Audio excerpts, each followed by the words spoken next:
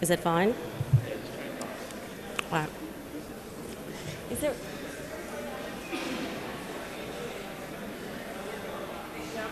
Okay.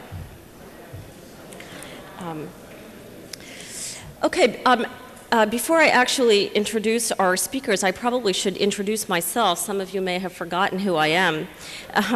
I'm Sylvia Lavin. I'm the chair of the architecture department at UCLA and frequent visitor, instructor, hanger around here at UCLA. I've been away for a bit, so my face might not be familiar.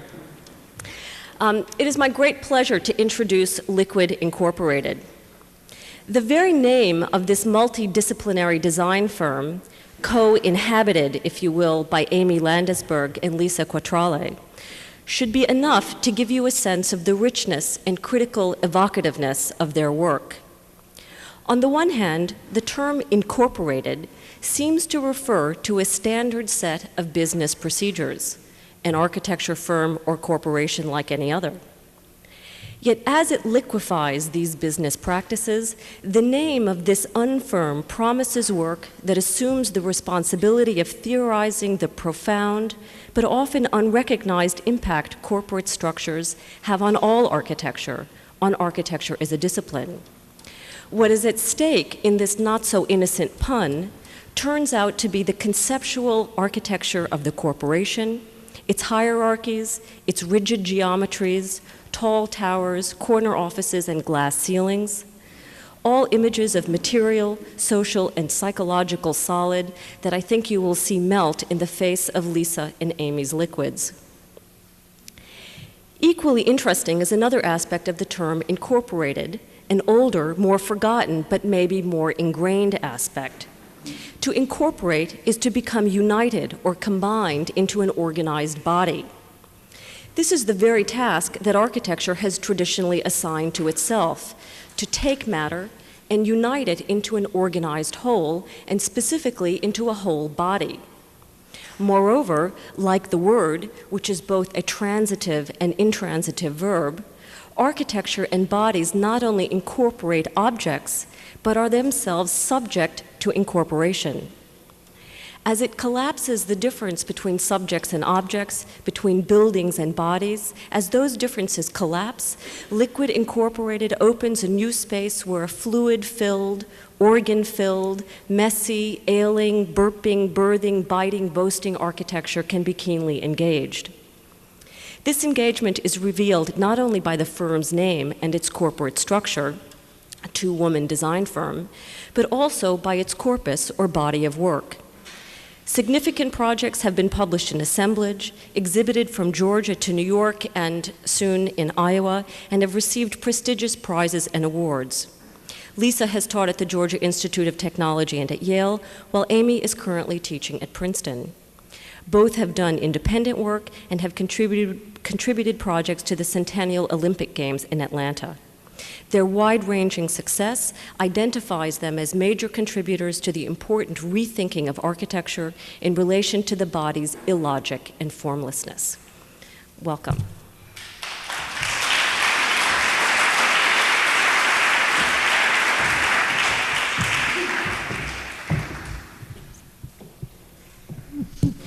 Thank you, Sylvia. Are we speaking in the right organ here? Hello, I'm Amy Landesberg. I'm Lisa Quatrale. We're going to share this microphone. And because we seek to locate our work in the realms of the emotive and the tactile in architecture, we are not going to explain our projects to you one by one. We don't feel comfortable doing that. We prefer to weave them together and give you their scent.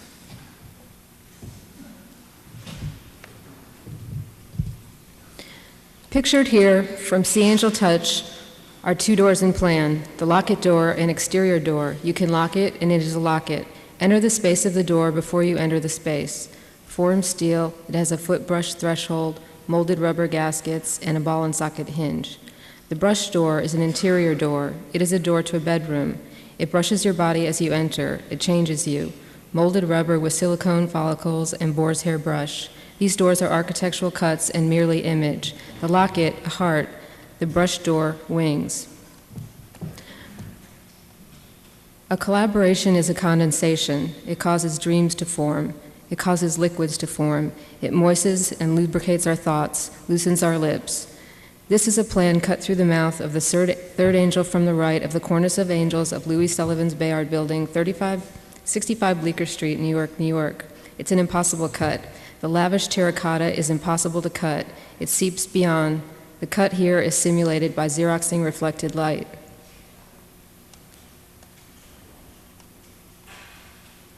Sea Angel Touch is a project for an intervention in the Cornice of Angels of the Bayard. Here he is, or she is, the third angel from your right. Cuts were made through hot spots on the angel's body, through the eyes, the mouth, the breasts and wings, the stomach, sex, and knees. And by the way, a CAT scan of the human brain cut at eye level reveals the image of an angel. It is drawn by illuminating liquid, by liquid crystal.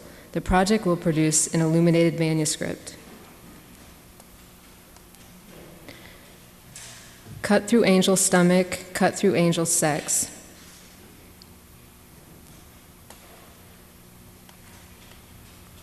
The molten terracotta flows up the elevation, forming Sullivan's ornament. Liquids flow down the elevation, filling up the gutters. This is the first time Sullivan works without Adler, the engineer. He proposes the lean framing structure he had used earlier in the Gage Group in Buffalo. The New York City engineers find it frightening, though it has been proven to work. Sullivan beefs up the columns, making them beautiful for the engineers. The excess is ornamental structure buried within.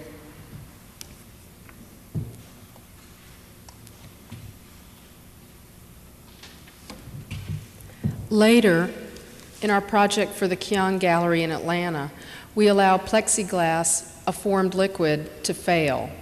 Because of a programmatic need for smaller and more intimate spaces, and what you will see is a true gallery in the classical sense, niches were formed between and among the coexisting columns.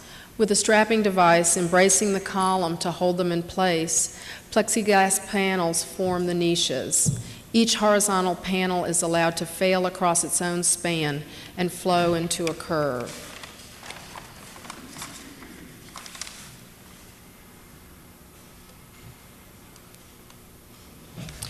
Our work seeps into Sandler Hudson Gallery next door to Keon Gallery, where we've installed excesses, an installation in 3 parts.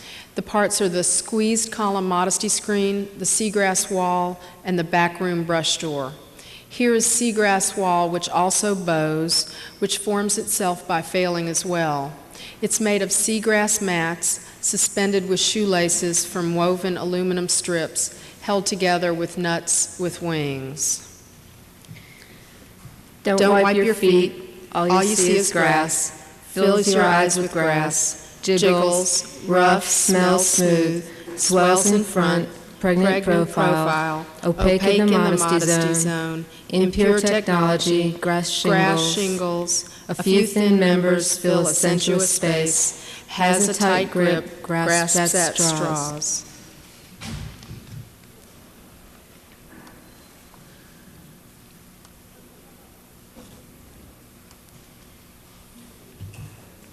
Motion also makes fluidity.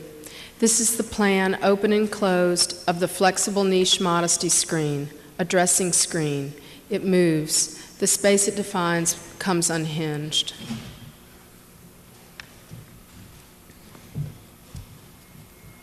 The site for Sea Angel Touch is also an unstable space. The angel is located by the dawning of light in the photograph of the elevation. The location drawing describes the unstable zone in which we work. It's rumored that the building inspectors will allow construction of 1% of the building square footage to slip by without permit.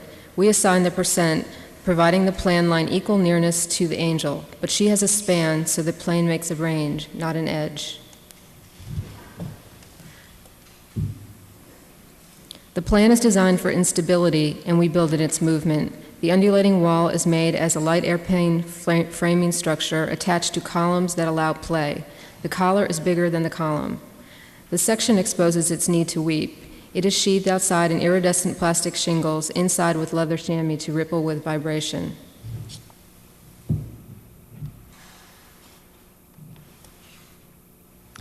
Liquid is also fluid drapery, another modesty screen. The standing drape modesty screen is black velvet drapery hung by eyeball hardware from carved wood members locked into hinge accordion counterweights. It sweeps the floor when you open and close it.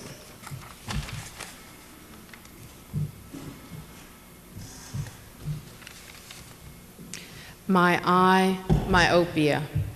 Look at the way we see things. This is the slide of my retina.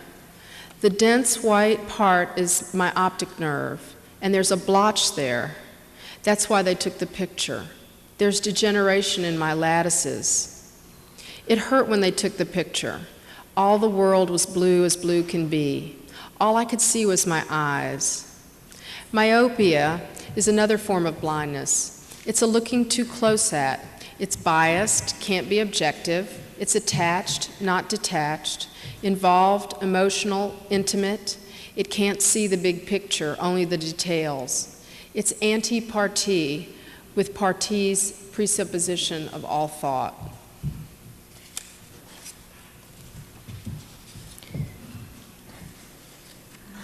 The window is the eye to the world in See Angel Touch in the Cornice of Angels in Louis Bayard building. Because the plan of the window is cut through the unstable terracotta wall, the window is complex, it's many things.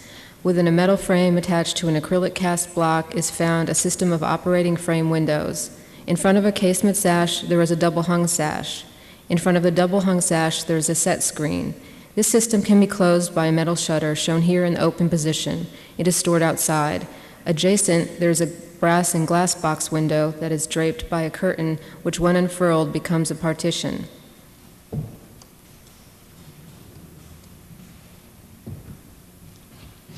Consequently, there are lots of eyes in modesty screens, eyes behind the drapes, as here in the standing drape.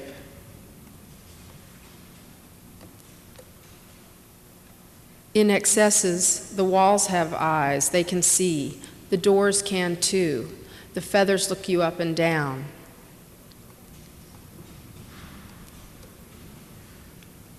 The backroom brush door feathers bar the door, are the door, and ornament the door.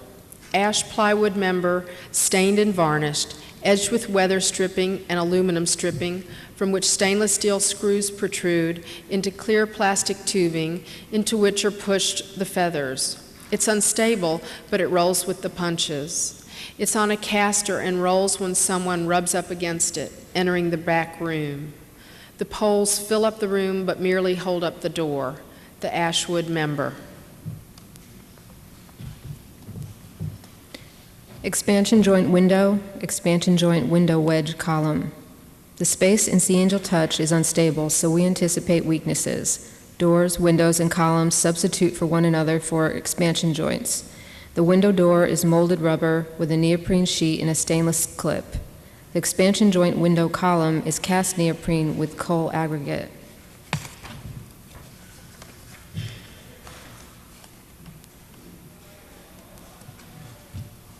In the squeeze column modesty screen, the column is weak.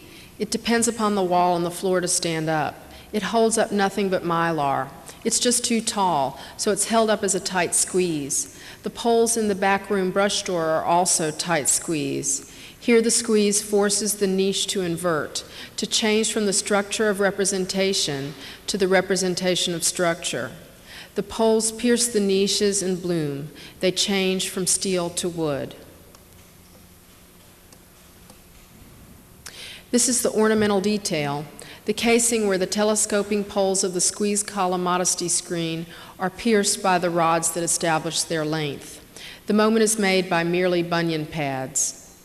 The flexible niche in Kyon Gallery is also weak. It depends upon the pre-existing column for all its support. The strap that hangs the whole system merely hugs the column. A bent metal strap squeezes the column and digs in its claws. Now from See Angel Touch, we present the makeup drafting table, an incident of furnishing in the unstable space behind the Cornice of Angels of Louis Lavin's Bayard building. It is designed for the application of makeup and the making up of architecture. Its section is its elevation, its image. From the image of reflected light, this time from the impossible cut of the angel's breast and wings, we take material and make a monstrous leg. A bent steel element hangs on the wall. The tabletop leans upon it. Within the bent steel element are clear acrylic drawers which reveal their contents to the drawer. Section is an impossible view. It is always merely image, always something revealed.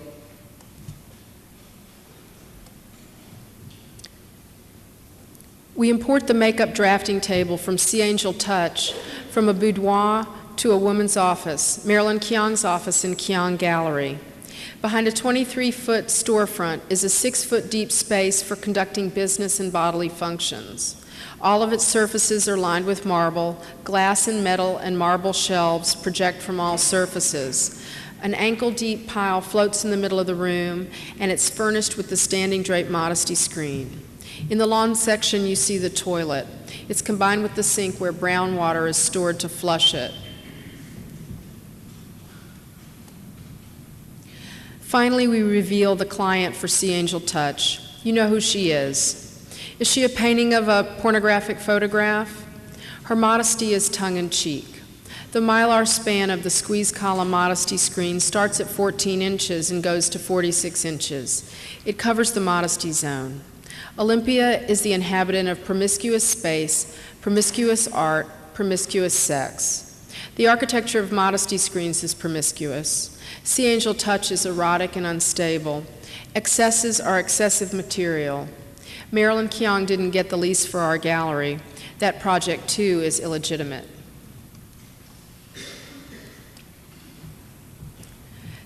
Telescoping aluminum poles pierced and brushed, stainless steel rods, velvet pillows, mylar with felt eyes, cast aluminum hooks, FDA-approved rubbers, painted wood from an ash tree, stainless steel screws, synthetic veil.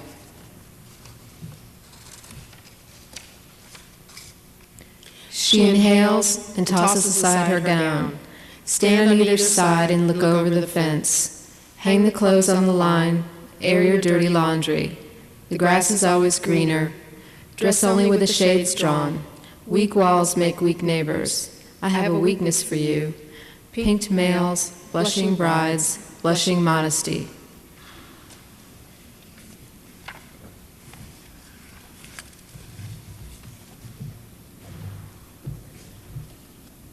Ready?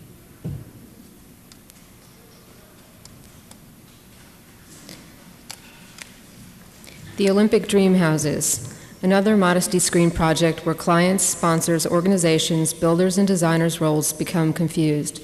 The stadium requires a parking lot for the Olympics, and there are many vacant and abandoned lots in Mechanicsville, an Olympic venue.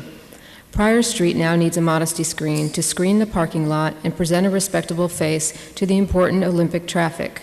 Instead of a literal billboard-type temporary screen, Hattie Dorsey, president of ANDP, Atlanta Neighborhood Development Partnership, suggests housing. Affordable housing will create a screen for the parking lot and provide a buffer and a strong boundary to the existing raggedy edge of a troubled community. Lisa's entrance to the project is through the ornament. The ornament, as is the doormat, is located at the porch, the point of entry into the home, a place between public and private, a greeting place. As a medium in her severely minor role, Lisa moves between the new homeowners, the sponsors, the builders, the organizers, the architects, and the community. She walks around the construction site with Stuart with a big picture book of Victoriana and a designer set of Sherwin-Williams color samples. The Pryor Street Housing Project was the first project spawned by the Olympics slated to address a community's needs. The Mechanicsville community, led by Sharon Collins, president of the Mechanicsville Civic League, was critical of the existing affordable housing in the neighborhood built by Habitat for Humanity. Two-story Victorian-esque houses already existed on the mostly vacant street, and the community wanted to revive the late 19th century street. The introduction of ornament and designer color and the plan to build a mixed-income community was the compromise. Stewart of Rum and Pearsall Architects designed the comprehensive plan, which was based on the model of older in-town communities where the focus of the homes is on the street, reinforced by porches, car access from the rear to avoid curb cuts, and common streetscape elements such as fencing to connect the front yard. Mayoga, Metropolitan Atlantic Olympic Games Association, with ANDP, Atlanta Neighborhood Development Partnership, persuaded corporations, private foundations, and others to fund and provide volunteers to build 10 houses.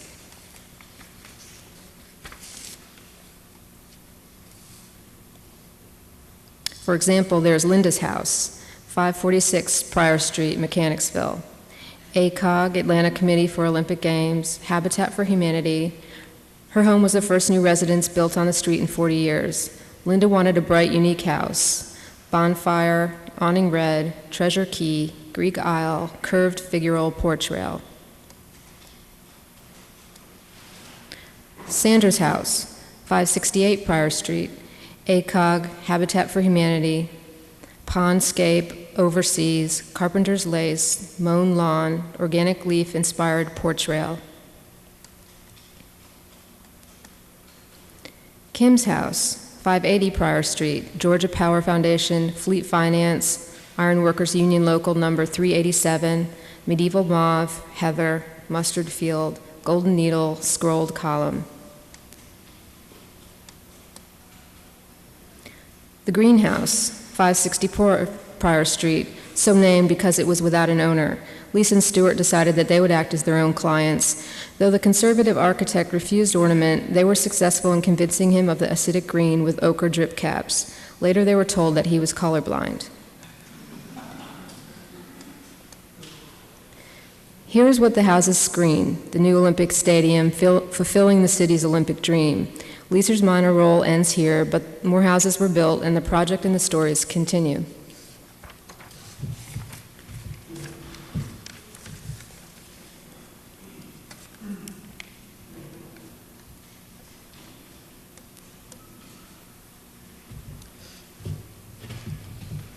Bows and Bows. Bows and Bows is a window treatment. Here a bow is an archer's bow, a thin wooden strip that's been bowed, blushed, stripped, and stained, is tied to the structural steel member holding the opening. The bows are 100% cotton piping in the millinery sense, 2 inches in diameter, 1 inch in diameter, hand-tied. This is a party piece, a special construction for a formal affair, the art party, a ball, a formal velvet dress, a window dress. Here's the velvet dress, its hair styled in a flip, a strapless, padded black velvet dress with curls, with bows, a veil, clear polyvinyl chloride, pinked and draped, all strapped in place by aluminum that's been brushed and drilled and stripped, with stainless steel bolts, with nuts with wings, stainless steel screws, and oval heads, and Phillips heads, and slotted heads, and flesh felt eyes spawned from corn pads, and eyelets made from piping in the millinery sense, 1/2 inch and 1/4 inch in diameter. Voluptuousness and berries, the curl, the feminine, our bows have held the architecture together. Arch the bow, bow your head, string the bow, tie a bow, kiss your bow. When the bow breaks, the architecture will fail.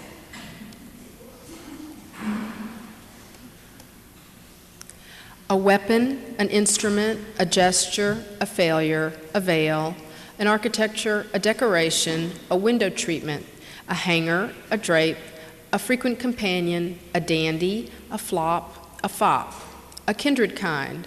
Our work fits in his space.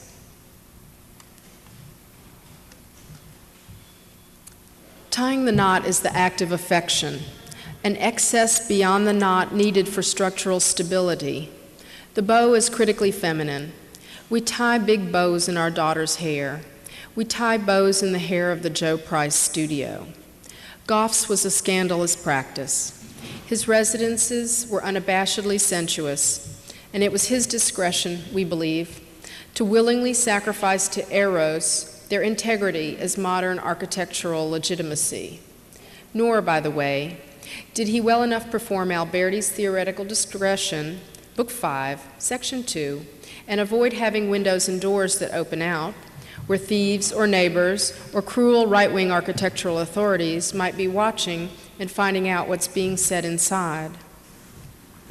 What kind of practice are we? Illegitimate daughters seeking paternity, seeking our fathers, an inevitable course in architectural education, Should we kill them like our modernist fathers do? Or try to fill their shoes like our classical fathers do? How do daughters claim an inheritance? Eve's house. She was motherless and made a bastard by her father. Cast out, and here she returns to fulfill a woman's dream. That was the name of the competition for a Japanese tract house. The water wall detail. Uterine and fallopian, wet and circulatory, architecturally fluid curves, poured concrete, contains bloody fluids, household fluids, plumbing, mechanical, service core. It has a modesty zone like fallen Eve. The cone of vision can't penetrate the bathrooms.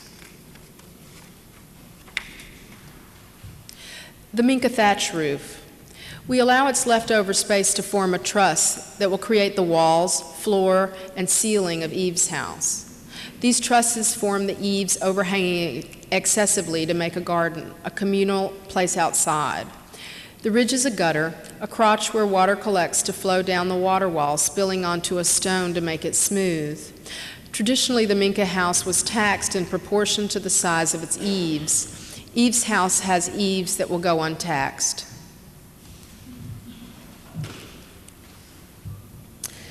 The folks' house had an open plan, but not a free one.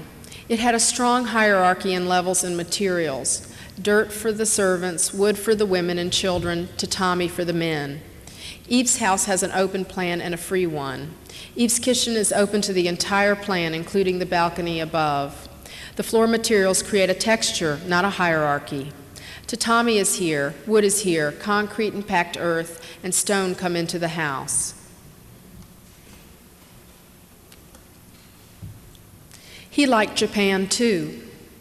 Here's the plan for the Japanese pavilion of the LA County Museum. It looks like a child art version of a woman's body. Here, the child's woman's hair is the eaves of Eve's house. The concrete plane of the water wall is like her skirt. People will sleep under the eaves of the west elevation. They go to bed where the sun sets. Here is Sophie's version, a child's art version of a woman's body. The bedroom balcony, the stair cascading down the water wall, the kitchen piped into the water wall. The bath section and south elevation. This side of Eve's house with its skin on and off. The skin is here glass, allowing the warming of the massive floor within. The east elevation is a potential party wall. The water wall section exposes what's under the child's woman's dress.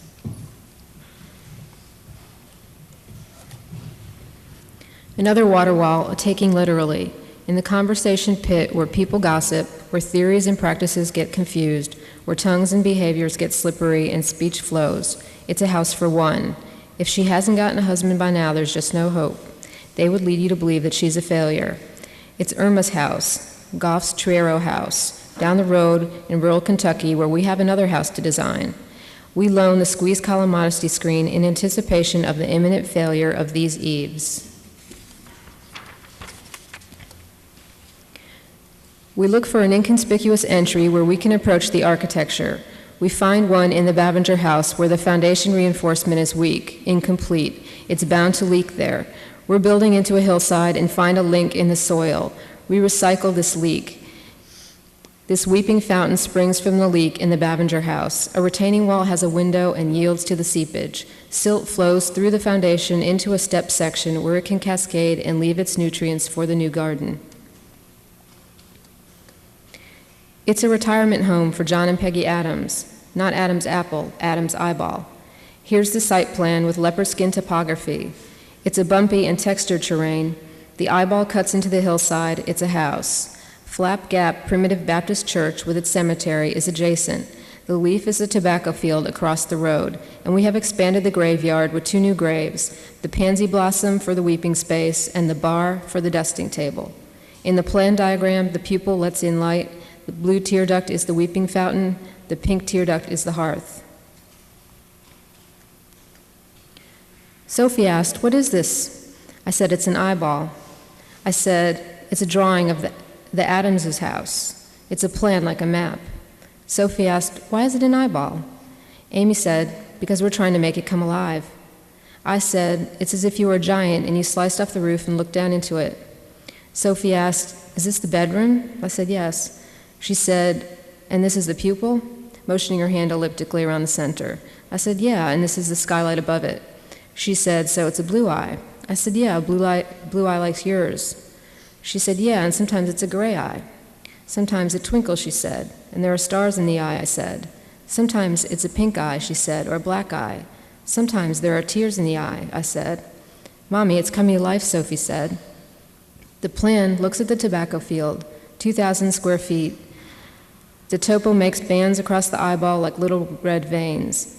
These bands change the program as they climb up the hill, from sleeping to circulating, to cooking, to eating, to living.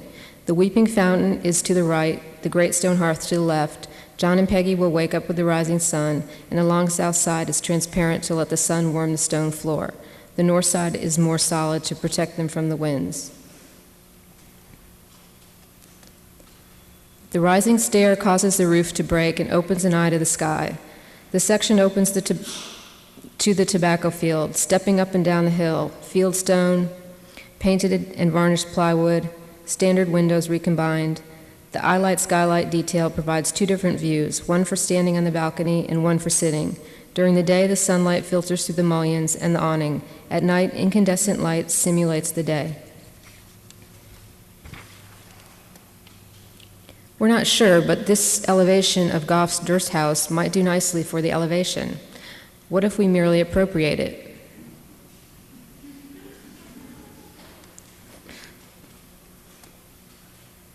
Adam's eyeball is a retirement home, 2 new graves. The dusting table, a glass slab embedded with Kentucky coal, is cast along the terrain of the churchyard.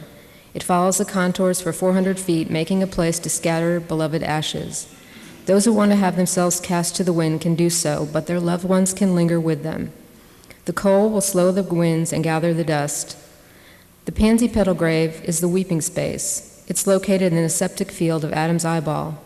We found it in Bruce's illustrations of the Bavinger house. It is a dense tubular space, a total thickness of wick-like tubular tissue carrying the fluids of the decomposing body to the surface. The body is finally floating free, suspended, cradled, gently cushioned all around in the density of liquid suspension, fluidity. The body is free to decompose. No plastic bags here, the weeping space.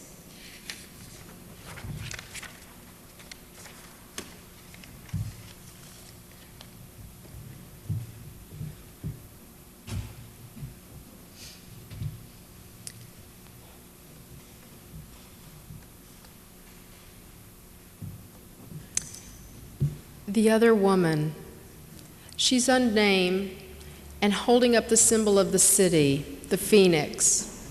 Flocked by birds day in and day out, I couldn't help but notice her breasts. It was such a long, long story, the birth of Atlanta Monument, so named by others, with Lord Ekin Sargent architects. It started as an urban plaza at 5 million, marketed as Enlightenment Plaza by CODA, the Corporation for Olympic Development in Atlanta, to the Woodruff Foundation. A fairly enormous fiber optic weaving would light up Atlanta at its dark, abandoned heart, but you wouldn't have to plug it in, again appealing to the environmental mythology of the Coca-Cola money. It was to be powered by the turbulent winds of the city and a giant solar awning under which you'd wait for the bus. The foundation dismissed it as so much clutter, but what was important to them was that it didn't supply the needed view. The needed view was a figural representation for symbolizing the city. That would be the phoenix, the mythical bird that rises reborn from its own ashes.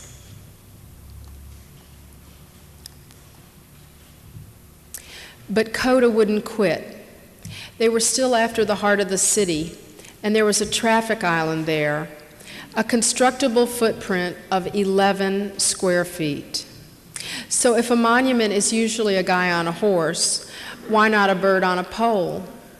It could supply the needed view in the honorific directions from north and south, but open itself anamorphically as merely woven light from all the other views toward the 5 points intersection.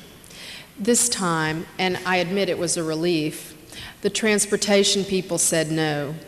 The traffic lights would pale by comparison.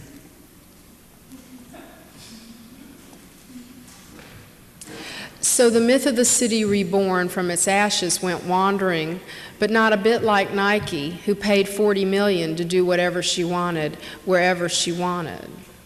It was finally rescued by private property, by the mall, ironic in light of its being the Achilles heel of the city.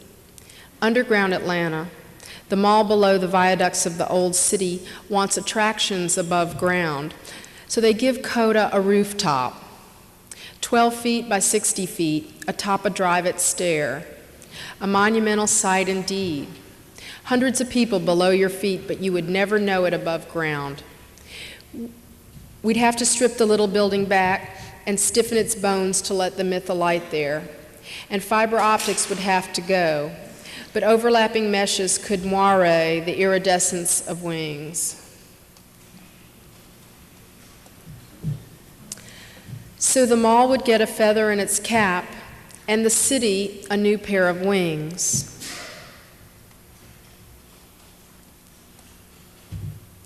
Which, we hope, will do their monumental work.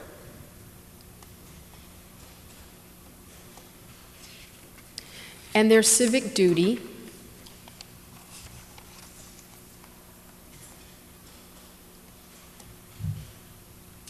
but also will flutter by the tracks like a hanky waving farewell to the train.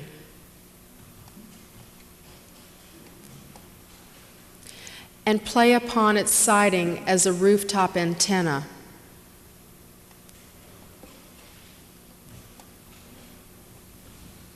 Flutter its lashes among the other animations of the city.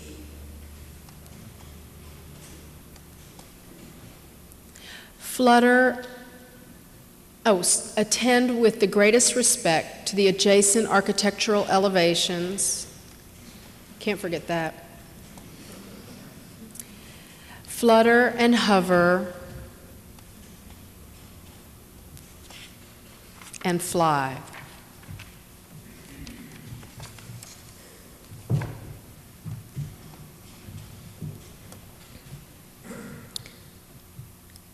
Unblind, another monument. You never touch down through exit 100, there's no time signature for human locomotion. It would mean you had just walked off the interstate from running out of gas, or you were walking toward it to hide in the bushes or hitchhike. Nothing here even for those best at finding something in the city's nothing. No street people to be found. And by car, descending into it from the city, ready to put on the gas, you can't see out over the hills. Can't anticipate the escalation because you can't see an open road, and all the signs point to 75-85. And once you get a clue which way to go, you never start out in the direction you're heading. You start west to go north, a nightmare of a first time into town off the highway. It's all one way. Which way? Signs are no use. They all direct you to places called Peachtree. Besides, the scale of the decision is now too small for a head inured by the interstate. You can't see. Blindness. No vista, no sense of direction possible. Neither does Unblind touch the ground. It merely supplies the needed view. All overhead directional signs are replaced and electrified, brought to life with simultaneous broadcast of the places you're directed to.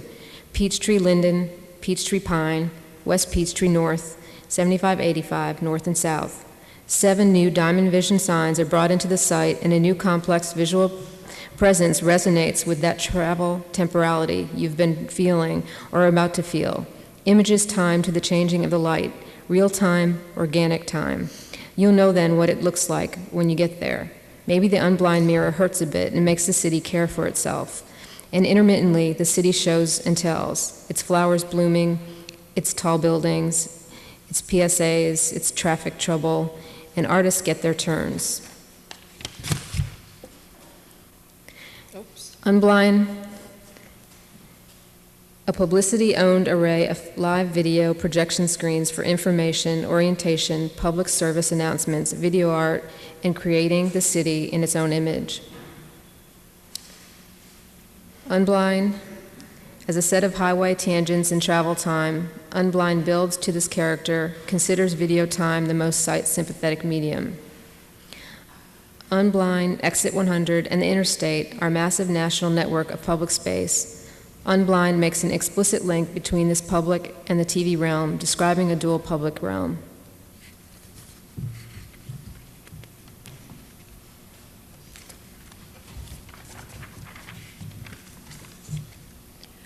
Another monument, taking names. The curtain column, a temporary monument, a 40-foot sculpted tubular fabric drape suspended through the atrium of the High Museum of Art in Atlanta in observation of AIDS Awareness Day. At the base of the drape sits a table with a PC where the names of AIDS victims could be entered into a national database of those who have succumbed to the disease. A rolled steel hoop structure with polyester fabric crenellated at the top and a detail of the aircraft suspension cable bound to the handrail of the atrium ramp. FDA-approved rubber serves as a prophylactic from cable damage to Richard Meier's finishes.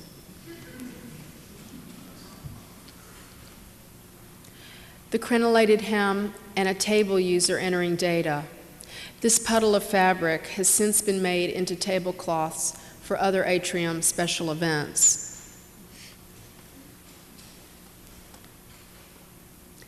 This is the view to the heavens and Richard Meier's skylights, where the monument temporarily opens itself to the sky.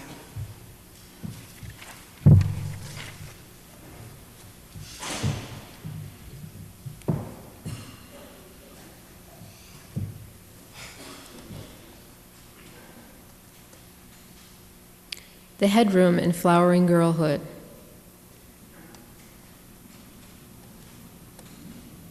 Signal yellow 512 strand polyester nautical line string beam snaked through I-section roof rafters and corrugated metal deck, fasteners exposed, and braided, knotted, and bowed to the same, with poor, unwanted, then lost, then found, multiple cotton bags and bag cotton remnants, hoisted, laced, and strung every which way, by Mark mostly, from the string beam, also lashed to cantilever them, hardwood bows and marionette-style lath, no unseen operator from above speaking dialogue.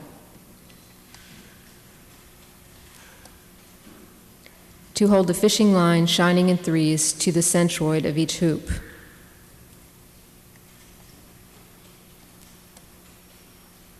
Some hula style, enameled yellow, some Pocahontas fabric coated painted out orange, and some natural PVC yellow off the rack. And some wreath style, bound grass ready for holiday personalization in 3 sizes, fat wheat, big wheat, and petite wheat. These and others having been affixed to marionette-style hardwood stays and bows by multiple forlorn, ironed mostly by Hugh, cotton bags or bags of bag cotton, hoops then suspended at the other Mark's Adam's apple, measure of the man, to make the headroom horizon. Grown-up heads thereby severed, with plenty of child's room in the body space below. Each hoop in its own fashion, then worked upon with forlorn cotton bags and bag cotton, baby pink tulle, champagne chiffon, plain brown twine, white nylon parachute droppings, etc. In, among others, the schoolyard technologies of braiding, lanyard-style knotting, rope jumping, assorted tyings, splicings, scissorings, slip knottings, paper chaining, and bow tyings. Not to mention attachments to some 14 gross, shiny stainless steel dry cleaning safety pins. Each hoop named from the heart as follows.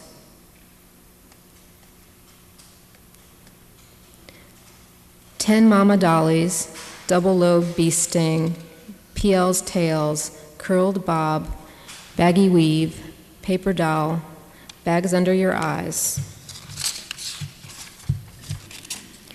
Not slipped and snipped, curvy hairy choker, lacy lantern, spicy spit curl, chained and tangled, fancy formal stripper. Stringy bangs, safety pin harlequin, chiffon scorpion, stripper with red socks, stripper with yellow pockets, stringy bangs, stripper with handbags, snowflake, barely there, braided braids, then braided, head in curlers, neat pinked pleats, flouncy fat bow, sissy stripper with bags, swirly swinger, unshapely shift with safety pin squares.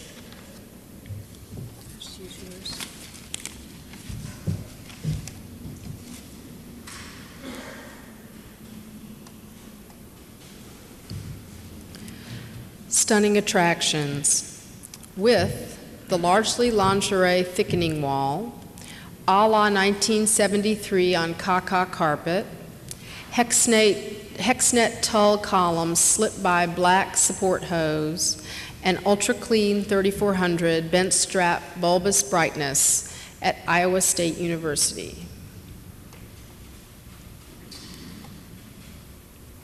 Public and private eroticism.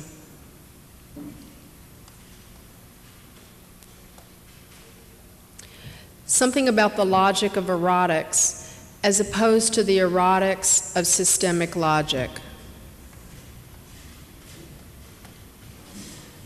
What would an erotic logic be?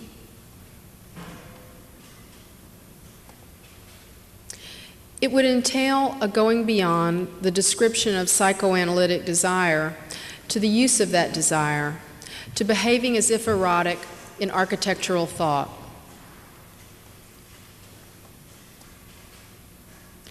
What I intend in the term erotic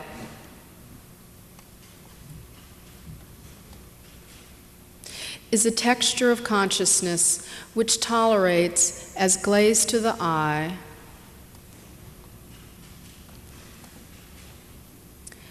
the lumpy texture of the unconscious.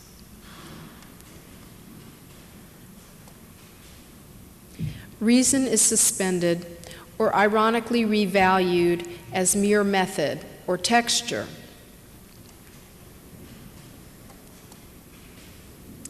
Erotics operates in the realm of images, not always visual.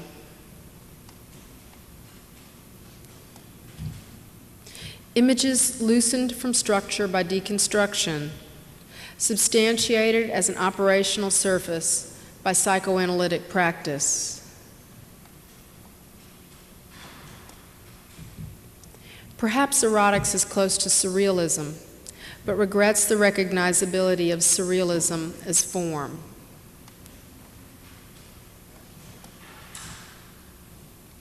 Erotics may always attend authority, but always undermines it. Erotics undermines everyone all the time. We use erotics to imagine and advocate an emotional, personal architecture in public. Now, what kind of sense does that make?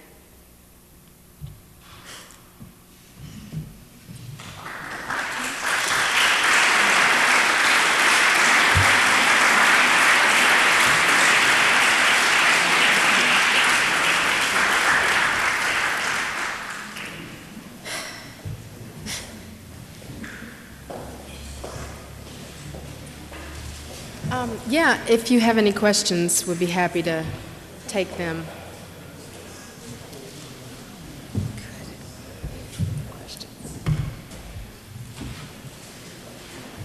Okay, thank you.